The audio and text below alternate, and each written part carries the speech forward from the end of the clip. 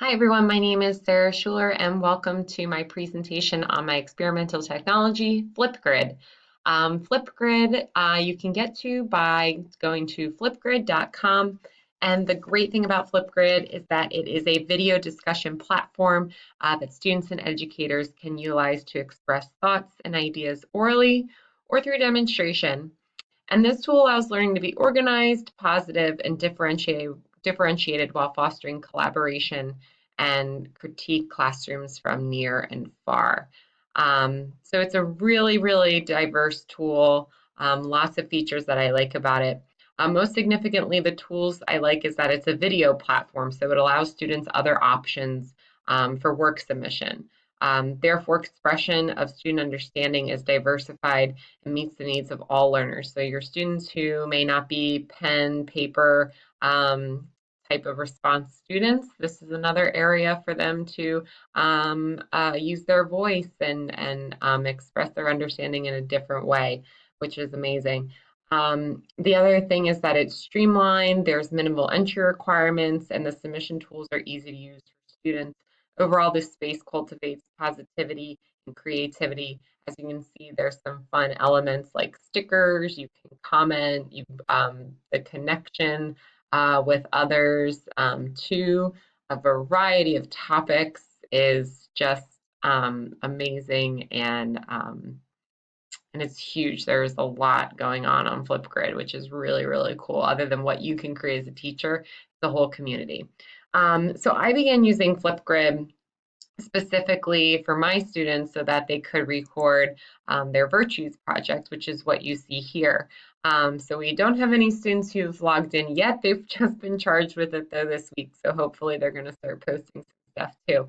But the purpose is for students to record their understanding of a virtuous word, which we have from this list. They went through the list. They identified words that they didn't know, and then they were assigned a word. So that word has become their virtue, and they have a three-part project on it. One of those parts being getting on Flipgrid and discussing how they either have shown that virtue, seen that virtue being shown.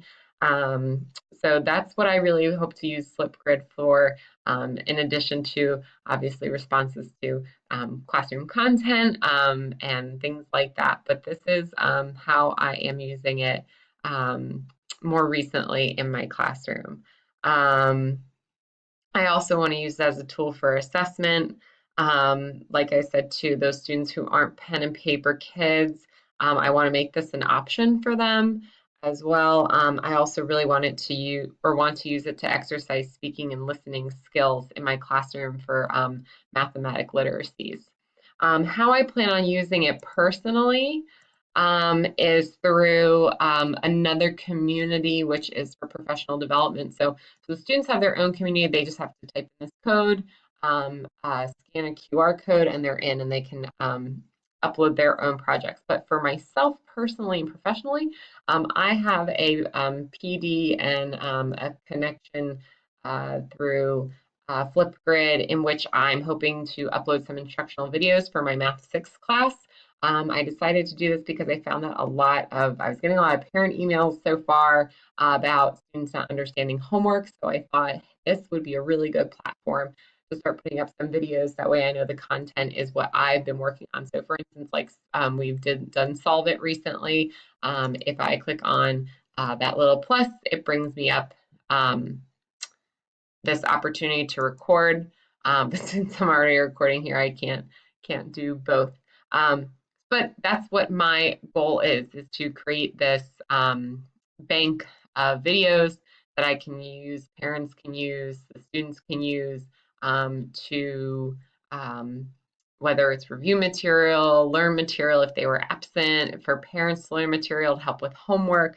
That is my goal, is to create these instructional videos so that they can always refer back to the new knowledge. Some things that I would critique about this tool, limitations specifically, are that this tool, students who aren't organized in their planning to do a video, if they're not as organized, they don't write a script, their video could be lengthy, hard to follow overall. So that's kind of one limitation. And since there is a time limit to record, that could be a problem. Timing overall is an issue. It's a high engagement tool. Students definitely love to hear themselves communicate and converse. So it's great for that, but then I worry sometimes that the limitation could be that students are spending a long time on Flipgrid trying to get the perfect video where they look just right and they sound just like right. So that's also how I'm thinking about how timing could be a potential issue.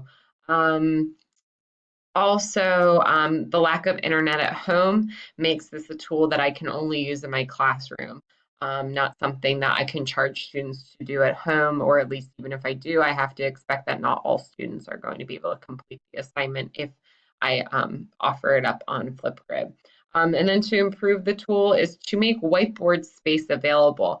I know like with this, there is the sticky note, so you can put some words down, but since I teach math and we do a lot of writing, I would really like to see them add kind of a split screen whiteboard feature. That way we can talk and write at the same time. And if that's available, I'd love to know more about that. And if it's not, that's on my wish list. So I hope that you got to learn some things about Flipgrid through this presentation, and hopefully you can join me on my journey and learn more about Flipgrid by creating your own account, sign up today, and enjoy how your students interact with one another and the world through Flipgrid. Thanks.